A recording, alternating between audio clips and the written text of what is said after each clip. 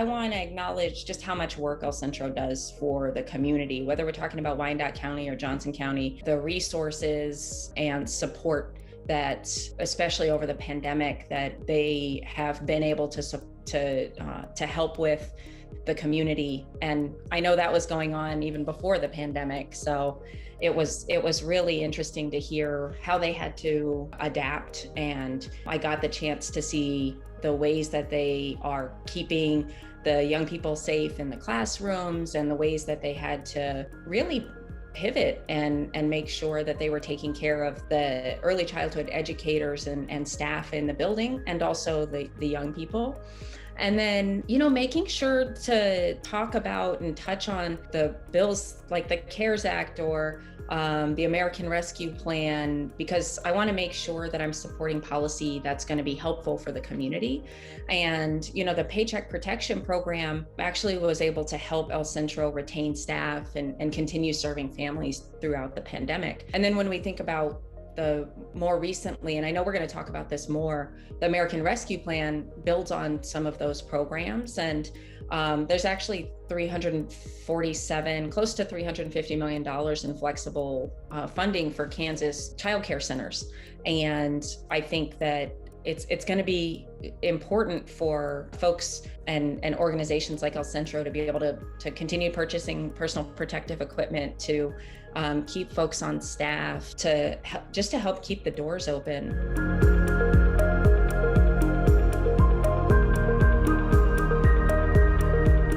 Well, first of all, I want to say that our district, the 3rd district, which is all of Johnson County, all of Wyandotte County, and a small portion of Miami County, is a lot more diverse sometimes than people sometimes realize.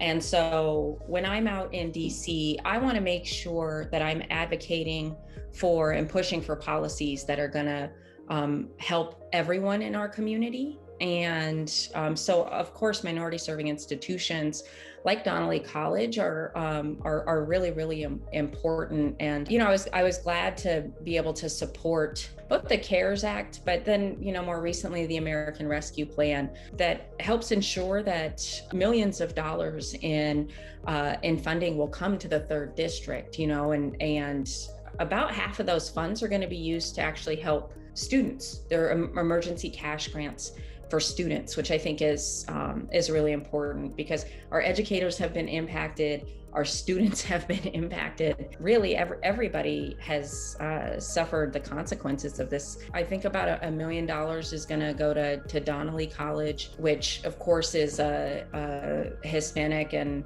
minority serving institution right in the heart of KCK. And, I just think it's going to be really important for us to continue to make sure that all aspects of our community are taken care of, because I think maybe a lot of people would agree with me that for too long we have folks who are going out to DC and aren't really advocating for everyone in our communities.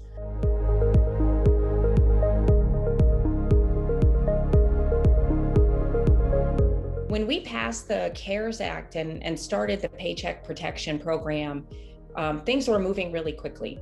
And what we saw pretty immediately was that those funds were not getting to particularly minority-owned businesses, Black-owned businesses, Latino and Hispanic-owned businesses.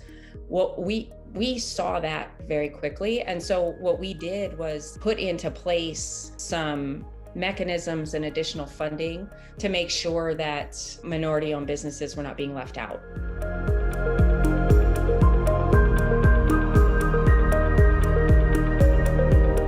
Of course, encourage anyone who's eligible, and now folks who are 12 and older can get the vaccine. We've got our public health departments are doing a great job of now that the supply is up, more and more people can come in and get vaccinated.